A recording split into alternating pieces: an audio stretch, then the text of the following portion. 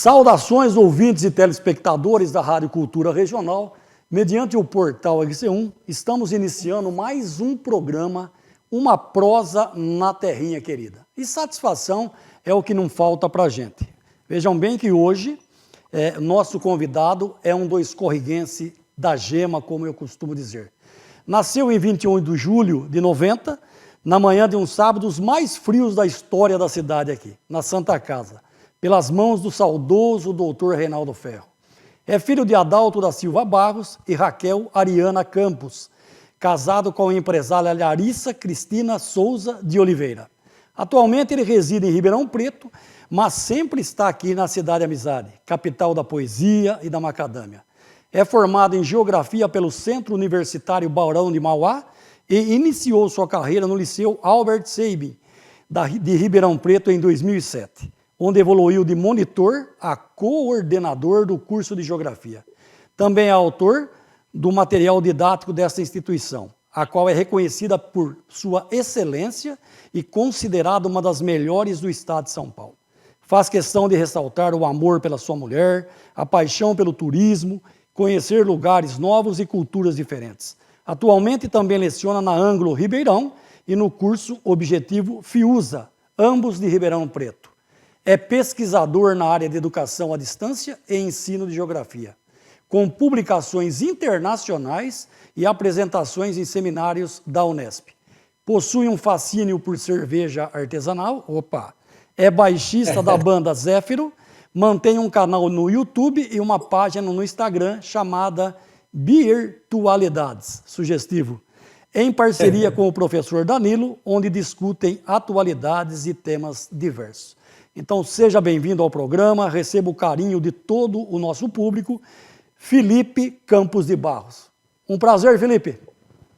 Prazer todo meu, Raul. Aliás, que alegria, que felicidade estar aqui no programa aí da nossa terrinha, né? Da Rádio Cultura. Muito feliz aí com essa oportunidade aí de contar um pouquinho aí da minha história, do laço afetivo que eu tenho com esse espaço, que é Dois Córregos. Aliás, espaço, né, que como você viu aí, como você já disse, é o meu objeto de estudos, né, geografia, e eu posso dizer com muita tranquilidade que Dois Córregos é um lugar para mim. Lugar para geografia é um espaço que a gente desenvolve laços afetivos, e isso só é possível através de vivências e experiências muito agradáveis que a gente tem com aquele espaço, né? E Dois Córregos é um pouco disso para mim.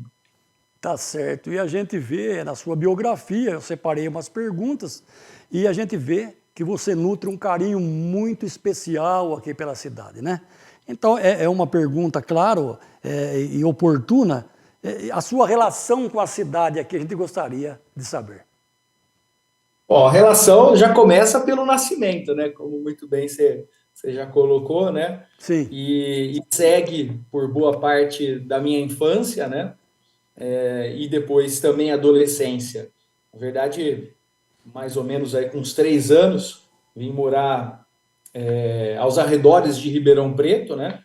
E toda a oportunidade que eu tinha, eu já ia para a cidade já, para Dois Córregos, principalmente porque não só tenho muito carinho pela cidade, mas também porque por causa dos meus avós paternos, que também foram muito importantes aí para minha formação e que sempre nutri um carinho muito significativo por eles. Então, todas as férias escolares estava na cidade, todas as férias escolares estava na cidade. E aí depois, já na vida adulta, né, mesmo com os corres e as responsabilidades que vêm, ainda assim, sempre estou buscando ir para a terrinha, né, ir para Dois Córregos. Sempre busco estar na cidade e meu pai tem uma casa na cidade, você sabe, a gente estava conversando aí um pouquinho antes do programa, e toda a oportunidade que é possível, já estou aí. Claro, como eu disse, a vida adulta a coisa ficando um pouquinho mais difícil, mas a vontade continua de ir. Aliás, é uma coisa que eu sempre gosto de dizer, né? Como o carinho pela cidade é muito grande, sempre faço questão de criar um senso de comunidade. Ao ir para a cidade, eu sempre faço questão de gastar, né, dinheiro na cidade, ir para o mercado, meu carro mesmo, por exemplo, comprei na concessionária da cidade, faço questão de visitar os restaurantes, né? E eu acho que essa é uma coisa meio dos Estados Unidos, isso que eu gosto muito, sabe, da história dos Estados Unidos. Eu acho que essa história cultural deles é muito legal, e esse senso de comunidade, de fazer o dinheiro circular nesses espaços, eu acho que é muito legal, e eu faço questão, não só por conta disso, mas também porque a gente tem que destacar que Dois Córregos oferece muita coisa boa, né? Pode parecer um pouco aí de bairrismo aí da minha parte, mas tem coisa que encontra em Dois Córregos e não encontra em Ribeirão Preto. Que legal quando você fala isso, porque você mora num grande centro, numa cidade de pujança econômica, né? Industrial, tem várias opções de lazer, né? Inclusive o famoso Shopping Pinguim, Shopping Center, né? O que você pode associar quando vem para Dois Córregos? O que você mais gosta de fazer quando está aqui? Olha, eu primeiro descanso, né? Sim. É uma boa oportunidade de curtir o som do silêncio, né? Opa! Essa é a primeira coisa. Segunda coisa é a questão climática, né? Ribeirão Preto, acredito que você conheça, né? Cidade que é muito quente. Quente o ano todo, parece que ligaram um forno aqui e esqueceram de desligar o forno, sabe? Então, toda vez que eu vou para Dois Córregos, também tenho a oportunidade de curtir um climinha muito agradável, né? Para esse descanso providencial, né? Como se não bastasse isso, tem restaurantes maravilhosos na cidade, como, por exemplo, a Chuleta, que toda vez faço questão. Minha esposa é apaixonada pela Chuleta, toda vez que vai lá, adora. A sogra aqui em Ribeirão fica falando, quanto nós vamos para Dois Copos para visitar lá a Chuleta lá? Tô com saudade, ela fala assim, tô com saudade daquela carninha que fica saindo aquela fumacinha, sabe? Que legal, que legal. Além disso, tem o restaurante do André, lá, o Mirante da Serra, né? Mirante da Serra de Brotas, que é um restaurante também que, nossa, eu acho maravilhoso, não só pela característica culinária, que é de alto padrão, né? Mas também pela vista, né? Que lugar bonito, né? E eu volto, né? A coisa da geografia, né?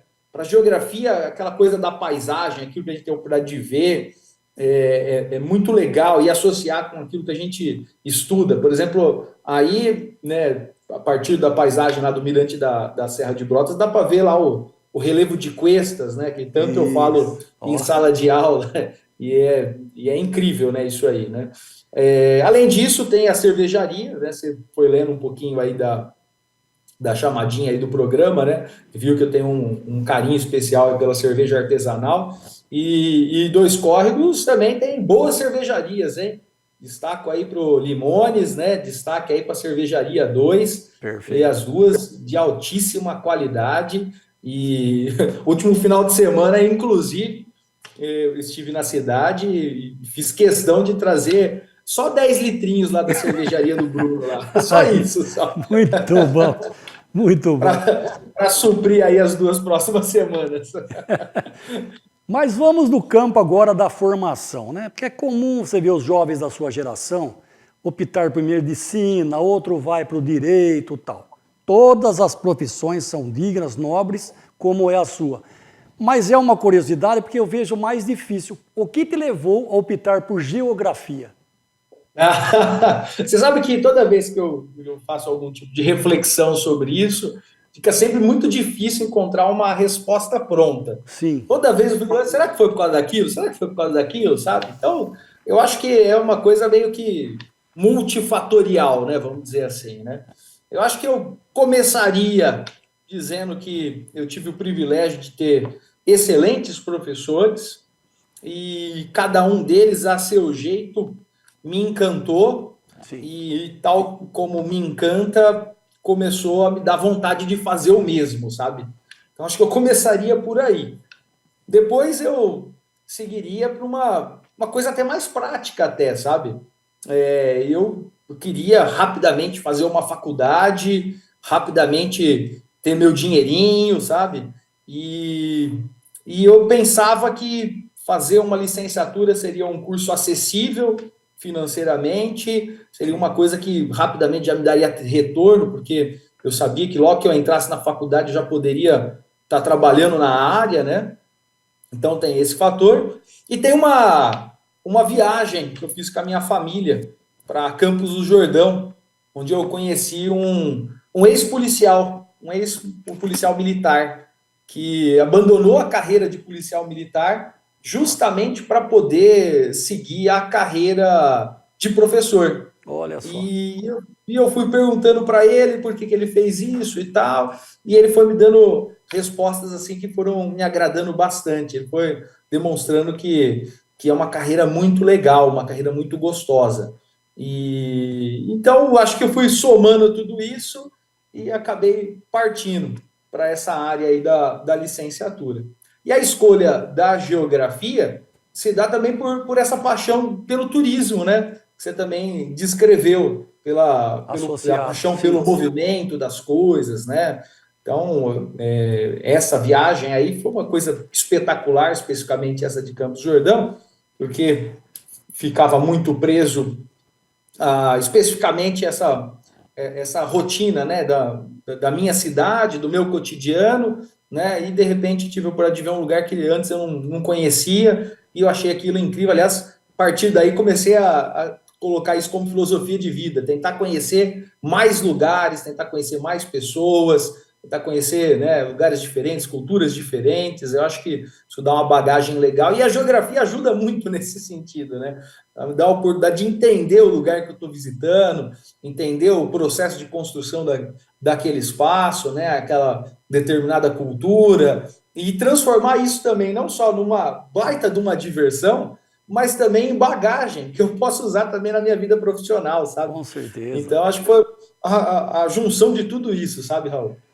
A gente percebe no desenrolar do bate-papo com você, essa formação sua, né, ela vai se moldando, inclusive em reconhecimentos aí, quando você fala de mestres, né?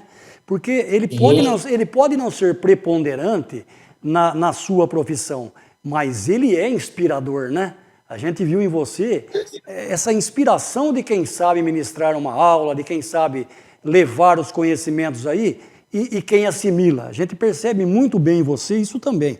E essa pergunta minha, próxima, está relacionada, porque eu vi aqui, né, a sua experiência no Liceu Albert Sabin. Né, então eu gostaria, como contribuiu tudo isso para você nesse seu crescimento profissional? Olha, essa é muito legal.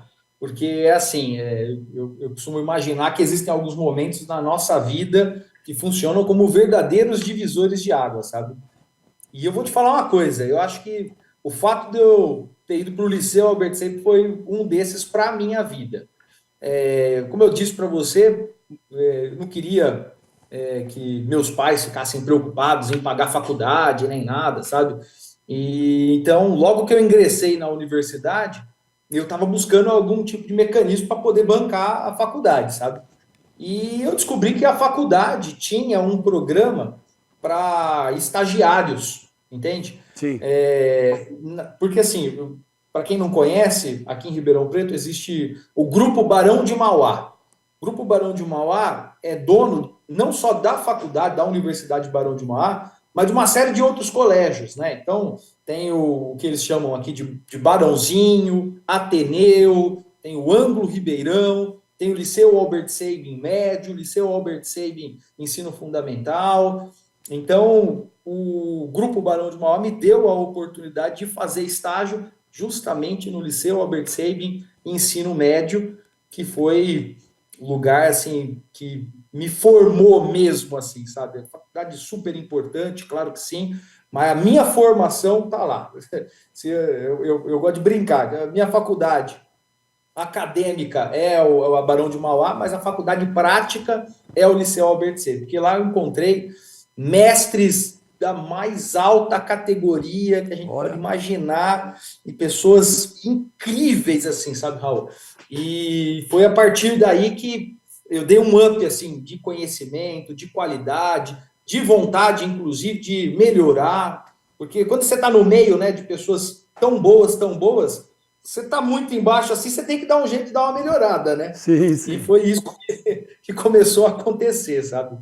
Então, assim, é um orgulho muito grande fazer parte do colégio até hoje. Nós estamos falando de um ingresso que aconteceu em 2007 e 2008. Nós estamos em Opa. 2025 e eu estou lá no colégio até hoje. Começando como monitor, estagiário remunerado, né? Depois auxiliar administrativo, depois professor plantonista, depois professor de fato da área de geografia, do curso de geografia, e aí agora, né, como coordenador do curso de geografia, responsável pelo material didático de geografia, por todas as estratégias da geografia aí do colégio. Então, assim, é uma parte assim da minha vida profissional que eu posso dizer que me dá muito orgulho, sabe? Que bacana ouvir isso de você, porque estamos falando, pessoal, com dois corriguenses que a cada degrau que sobe, parece que aumenta seu sorriso. E é isso que a gente... mais ou menos por aí. Exatamente, é Aliás, isso. O que a gente desculpa até te espera, o que o cortar, cidadão espera é isso. Pode queria falar. contar uma curiosidade. É. Uma curiosidade. Qual a chance de ter aliás, de ter um único professor de geografia numa escola de excelência como essa, Exato. sendo de 2 córregos? Olha só. É pequena, né? Agora você imagina 2. Exatamente isso. Olha, Meu colega de geografia é de 2 córregos também. olha José só. Francisco Mangini. É eu e ele que dividimos a geografia no colégio. Eu acho isso mais espetacular ainda. Que maravilha, que maravilha. E a gente vê você falando com orgulho. É isso que a gente precisa, é de mestres, porque num país aí, né, tão sofrido em relação a reconhecimento do professor, né, tanto de faculdade como da rede pública, da rede privada, a gente vê que realmente é o mestre do saber, né? E quando você vê um predestinado como você aí, que galgou para e passo tudo isso na carreira, é porque realmente merece. E além de você enumerar aí que a grande satisfação de, por exemplo, nesses dois enumerados, o Ângulo Ribeirão e o Objetivo Fiuza, a grande satisfação também foi um grande desafio, né? Ah, com certeza, com certeza. É um desafio como qualquer outra profissão, né? Sim, E você mesmo estava dizendo aí até bem pouco tempo atrás, né? Mas eu acho que o professor ele tem outras profissões, o policial também tem esse desafio, que é o lidar com o público, né? Lidar com o perfeito. público não é uma tarefa muito fácil, né? Não é fácil. E aí você imagina só, lidar com o público e ao mesmo tempo lidar com empresas que são diferentes, né? Porque são 3 empresas que são diferentes, com filosofias diferentes, propostas de trabalho diferentes, né? Então é meio que sai de um colégio, vai para o outro, liga uma chavinha, aí vai para o outro, já liga a outra chavinha, e assim vai. Continuo sendo professor, bem verdade, né? Mas propostas de trabalho são diferentes e aí a gente tem que se adaptar. Mas é bom isso também, viu, Raul? Esse processo de adaptação também é bom porque faz a gente melhorar, faz a gente crescer, se desenvolver, Perfeito, né? perfeito. Então, assim, eu tenho um pouco disso do otimismo, sabe? Sempre ficar, difícil, não, a escola não é valorizada, a profissão não é valorizada e tal, mas eu sempre estou olhando com otimismo, porque eu penso até também, se eu parar de olhar para isso com otimismo, eu tenho que desistir de ser professor, né? Tá Afinal de certo. contas, vamos olhar para o futuro, né? E a meninada que está aí, que faça esse futuro ser o mais brilhante possível, né? Ao ponto de você afirmar aqui, eu vejo que quando você encontra ex-alunos seus aí formados hoje, engenheiro, outros médicos aí, esse reconhecimento é maravilhoso, né, da sua parte, e como é que eles também vê o educador, no caso, Felipe aí? Eu acho que é essa. Olha, tem muita coisa gratificante no trabalho docente, mas Sim, eu posso lhe assegurar que uma das partes mais gostosas é poder ver o fruto daquilo que um dia foi plantado, sabe? Claro, guardadas as devidas proporções, né? sim. Mas é como ver um filho, sabe? É um filho que cresceu, se desenvolveu e agora está, de alguma maneira, brilhando, desenvolvendo uma carreira legal. E aí, Opa, de repente, um belo dia, você vê isso já pronto, assim, sabe? Então, é uma das satisfações da carreira. Já tem aluno meu que já é médico, engenheiro, que é não sei o que e tal, e todos eles, quando me encontram, o carinho é até muito maior do que quando eu era professor deles, olha, né? que legal. Aliás, É uma missão cumprida, podemos dizer, né? Com certeza, com certeza. Aliás, essa coisa do carinho é uma coisa assim que até me deixa até muito emocionado às vezes, porque é impressionante. Quase sempre eu estou sendo homenageado aí pelas turmas. Ontem mesmo recebi uma homenagem da turma lá do Colégio Ângulo Ribeirão, para ser paraninfo deles e tal. Olha que bacana. É mais uma coisa que faz com que a gente acredite na nossa profissão, acredite no nosso trabalho, acredite nesse futuro aí a ser construído, né? Com certeza, são os frutos, né? Os frutos que vingaram exatamente através aí dos ensinamentos. Somos a Vero, uma empresa com excelência no mercado de telecom, com NPS de referência mundial e com índice equivalente ao das empresas mais admiradas do Brasil. Nosso sonho é criar uma nova era na relação com o cliente, sempre inovando com a proximidade de quem se importa e a eficiência de quem quer ser líder. Nós não queremos ser mais, queremos ser melhores, superando as expectativas dos nossos clientes com a proximidade de quem se importa, porque a Vero é do tamanho do seu mundo. Restaurante Fogão de Lenha, viu? Lá é o Canto da Chuleta, é o canto mais gostoso do Brasil. Vai lá conferir, vai lá passar horas gostosas, descontraídas com a família, com os amigos. Tem a chuleta, lá tem o arroz soltinho, pessoal, a batatinha. Tem os combos agora, viu? Tenho certeza que é lá que você vai encontrar aquela combinação que você mais gosta. Tem lá o combo de filé mignon, de contrafilé, de lombo, tilápia, picanha, filé à parmegiana. Tem lá os refrigerantes, o suco natural, o chopp geladinho, as batidinhas, os drinks. Vai lá, pessoal, em Restaurante Fogão de Lenha, o Canto da Chuleta. Mas vamos mudar um pouquinho de assunto agora para falar de uma preferência nacional que é a loira. Mas peraí, pessoal, quando eu estou falando a loira, é a cerveja. E você fabrica e tem até uma mini fábrica, um processador de cerveja artesanal. É isso?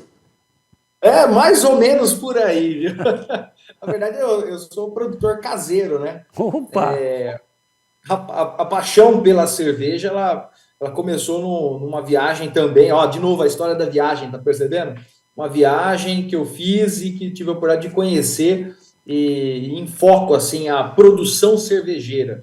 Viagem que eu fiz para conhecer a produção da Baden-Baden, cervejaria, também de Campos do Jordão, olha que legal. Também de Campos do Jordão. Famosa. E eu sempre fui muito fascinado por essa coisa de produção, sabe? Sim. Aquela coisa, agrega valor aqui, de repente tem aquele tantão de coisa e tal. Sempre fui muito fascinado por isso. A hora que eu fui conhecer a fábrica de cerveja, Raul, eu fiquei impressionado. Sim. A partir daquele dia, eu comecei a pensar, eu tenho que começar a produzir cerveja. Porque, assim, eu adoro o sabor e tal, sou apaixonado, mas o processo produtivo, a criatividade, criar novos estilos, novos tipos de cerveja, é a coisa que acho que é mais legal de toda essa produção. Uma arte. E aí uma arte, exatamente, é uma arte, você falou tudo. É. E aí há mais ou menos uma década eu comecei a comprar equipamentos, né, para essa produção cervejeira. Eu comecei com uma panelinha simplesinha, e aí fui dando um upgrade. E aí hoje posso dizer aí que tem uns litrinhos aí que eu consigo produzir.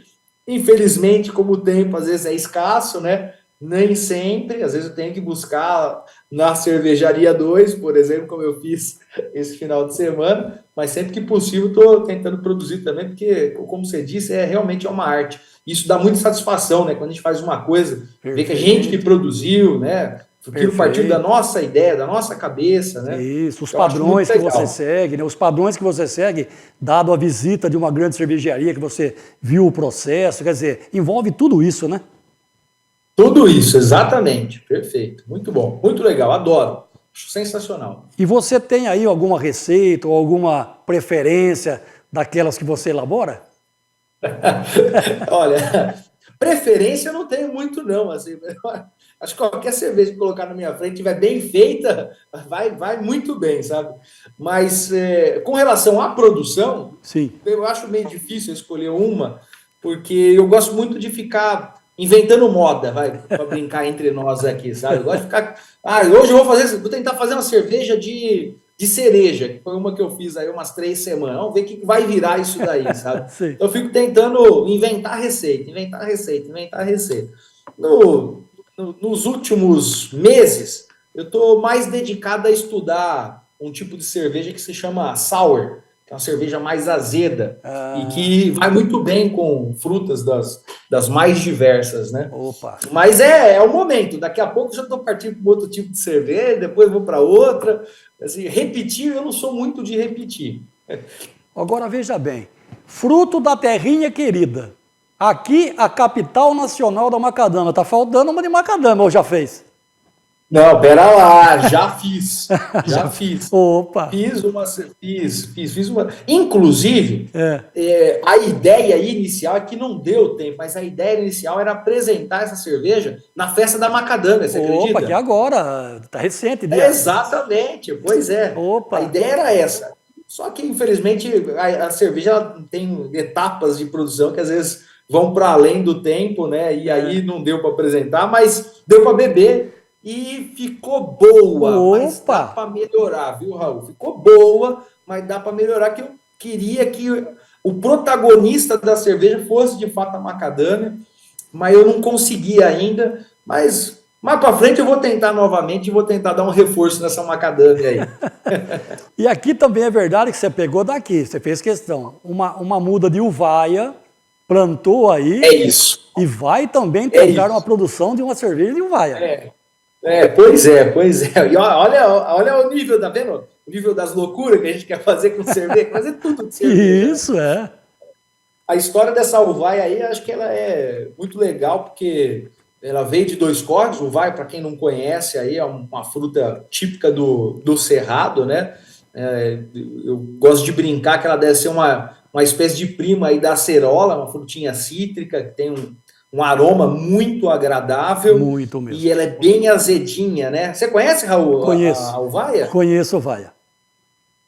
Então, acho que você sabe exatamente o que eu estou falando. O aroma dela, que é o que, não, que e pega mesmo. Azedinha mesmo, realmente. O aroma. Bem azedinha.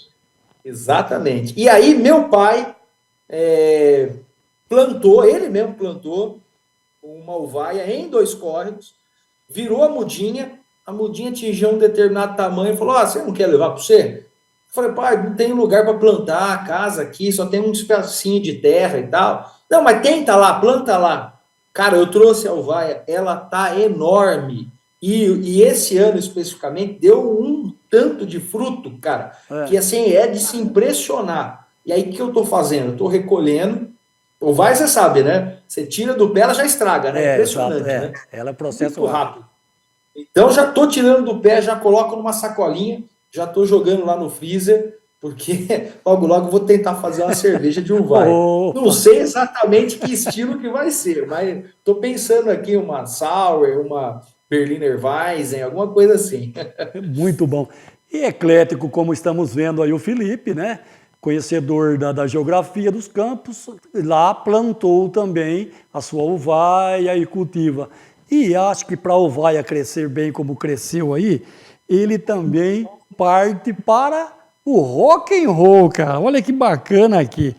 Como despertou seu interesse aí pelo baixo aí? Tocador, toca baixo. Pois é.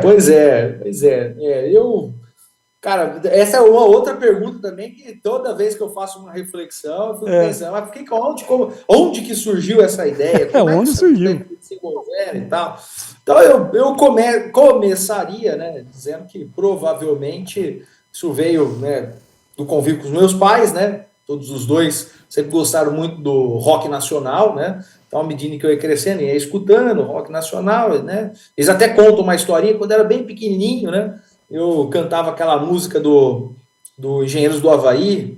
Era um garoto que, como eu, amava os Beatles e os Rolling Stones. Lembra dessa música? Diz que quando eu era bem pequenininho, eu cantava pra caramba essa música. Então, acho que já começa aí, já, sabe? O Papai do Céu já olha pra você e fala: ó, você vai ter mais ou menos esse gosto, assim, pra não ficar todo mundo muito igual, né? Senão...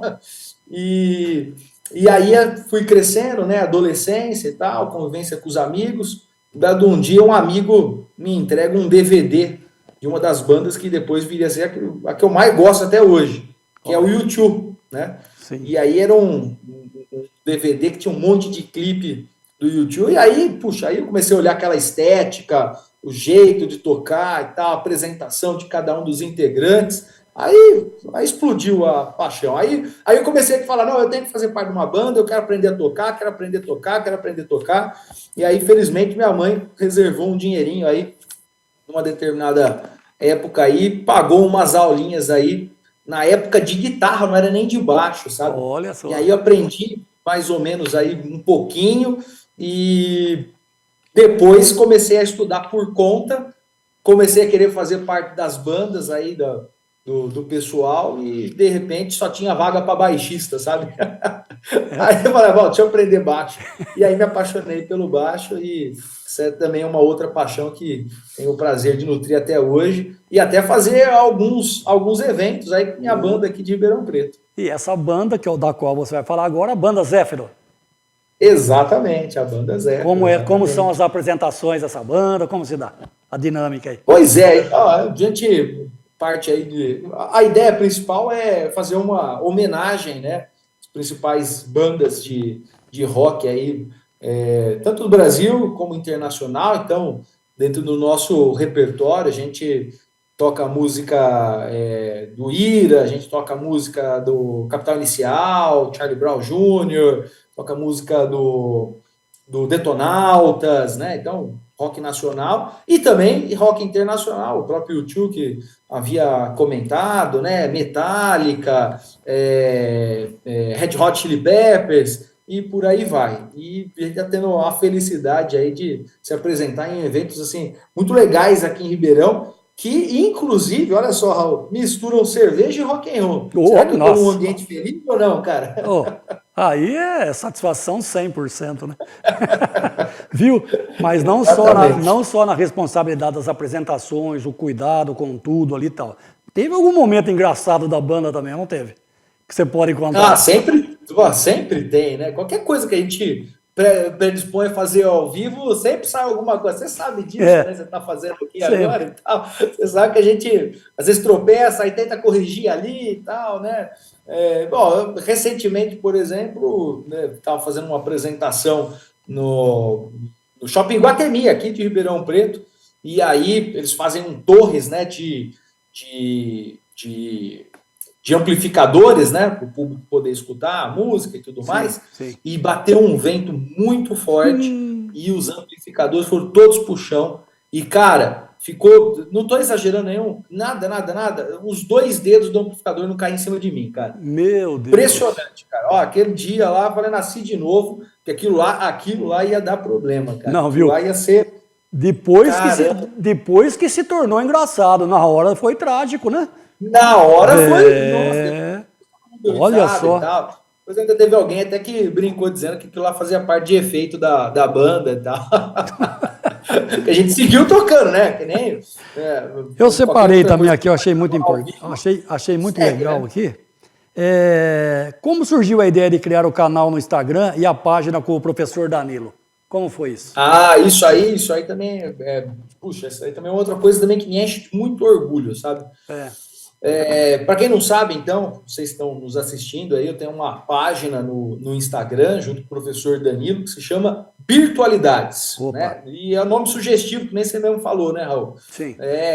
Cervejinha e atualidades. E atualidades. A gente, principalmente no sentido de que estudar atualidades não precisa ser um troço chato, sabe? Pode ser talvez tão agradável quanto sentar com uma pessoa que você gosta bastante e tomar uma cervejinha e ficar proseando, igual a gente tá fazendo aqui, né, Raul? Perfeito. Vai conversando e tal, vai trocando informação e tal.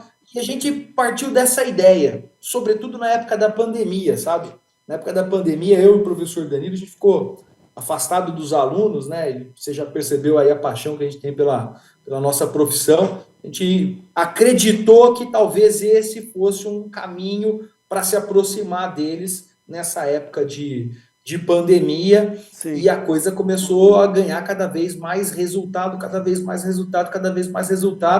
tal maneira que nós temos crescido muito aí com o número de seguidores, mandando bastante informação aí pro pessoal, e hoje até vendendo curso, viu, Raul? Olha aí. Curso de atualidade para quem se interessa, sobretudo aí para os vestibulandos, né? E você vê que, como você está relatando, às vezes a ideia demora para surgir, a ideia. E aí, quando surge, você vê que a praticidade de pôr ela ali na prática, ela é simples, né? Estava simples, né? A ideia precisava surgir, e simples e acolhedora, né? Eu vou falar mais, fazendo coisa que a gente gosta, quer conversar, quer passar informação, quer trocar ideia, né? Dentro ali num convívio natural, né? Exatamente, exatamente. Tal como você está fazendo aqui comigo, né? Vai falar que não é gostoso aqui essa troca de informação que a gente tem. Não tenha dúvida. Super orgulhoso falando, né, do tempo de programa aí que vocês têm aí antes da gente. E quais são os principais objetivos, temas e formatos dos cursos online que vocês oferecem?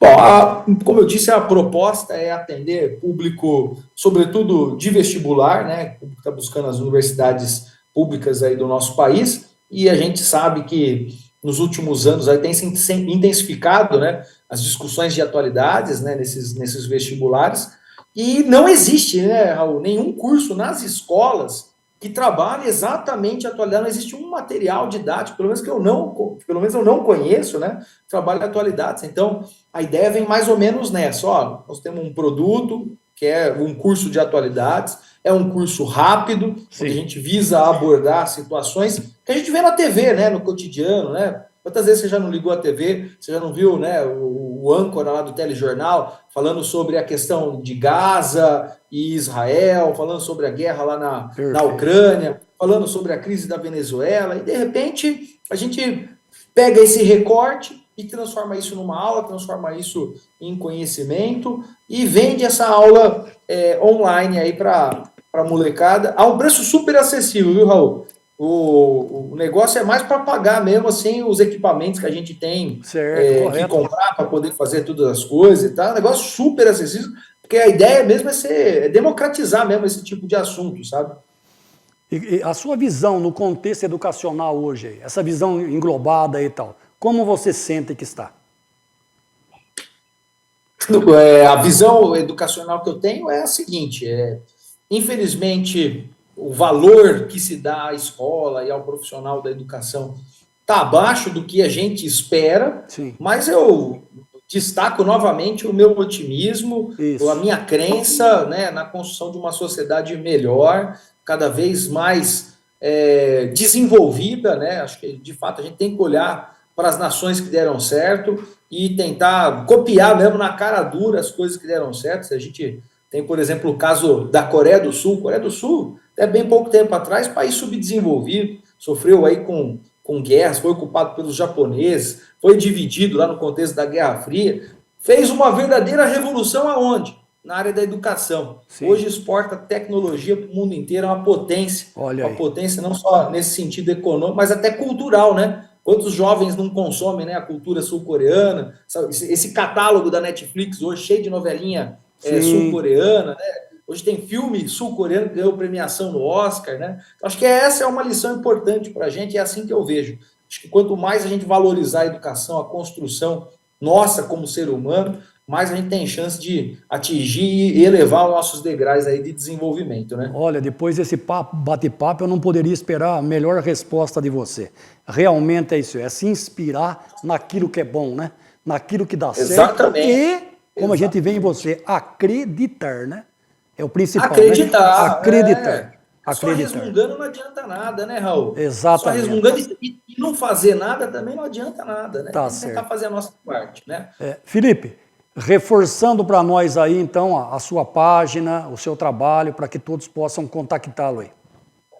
Ó, quem puder, quem gosta desse tipo de conteúdo, acessa no Instagram, sobretudo, o @birtualidades. É BEER Tualidades. Perfeito. Tualidades, do jeito que se fala mesmo, é isso aí. Certo. Felipe, foi um prazer imenso trazê-lo ao programa. Quero te dar um abraço pessoalmente quando chegar em Dois Cores. Um prazer enorme. Não tenha dúvida disso. Foi um prazer enorme falar contigo e retribua aqui o carinho. Estou retribuindo o carinho de todo o pessoal aqui da Rádio Cultura, do Portal RC1, desde o Mauro que está aqui, a Jéssica, o Toco Pontes, que é o nosso gerente aqui, enfim. toda a família Rádio Cultura, da qual seu pai fez parte um dia aqui com muita, Falei, que legal. com muita maestria. Ele é muito querido aqui em Dois Costas. Então, Felipe, eu gostaria que você deixasse as considerações finais ao programa.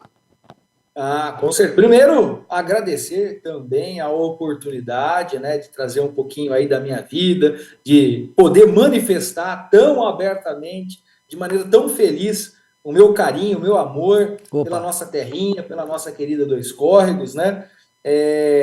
Também agradecer você, agradecer a produção aí que puxa, organizou tudo isso, foi tão fácil, né? Só sentei aqui, abri o computador, a gente já conversou esse bate-papo aí delicioso, né? Então, e como se não bastasse tudo isso, eu não poderia deixar de oferecer, que eu sei que vocês têm uma biblioteca aí, alguns livros para essa biblioteca, né? Eu fiz questão aqui de deixar aqui do lado alguns livros que... Sensacional! Está aqui conosco, temos um acervo aqui do pessoal que é convidado e sempre... Olha aí, olha, muito bacana. Só? Muito bacana. Alguns livros assim, que eu considero que são muito importantes para a gente, um que fala sobre o meio ambiente. Olha aí, meio ambiente. Massacre da natureza. Um outro que fala sobre o Oriente Médio, para quem tem dúvidas sobre as questões que envolvem a região. Esses são especiais, viu, Raul? Esses dois aqui eu considero que são muito especiais. São dois livros, acho que só de você está vendo aí, você está vendo, que é livro de altíssima qualidade. Nossa. Material mesmo. O conteúdo é maravilhoso. Não, maravilhoso. Material, já dá para perceber daqui. E é um livro que tem fotografias maravilhosas de 2 períodos históricos, assim, que... E por favor, para a gente poder entender as atualidades. Deixe um autógrafo como você doando esses livros para nós aí, porque aí vai ficar na estante, tá bom? Você não tenha dúvida disso. Opa. Um fala sobre o século XX, outro fala sobre o século XXI. Imagina só. Olha Tem aí. coisa boa aqui, viu? Muito bom. Espero mesmo. que vocês gostem, de verdade. Muito bom mesmo. Felipe, olha, então receba o nosso abraço aqui, o nosso carinho. Fica com Deus, meu irmão. Vocês também, viu? Um abraço para todos aí, nossos ouvintes. Tá, Se cuide. Amém. Até.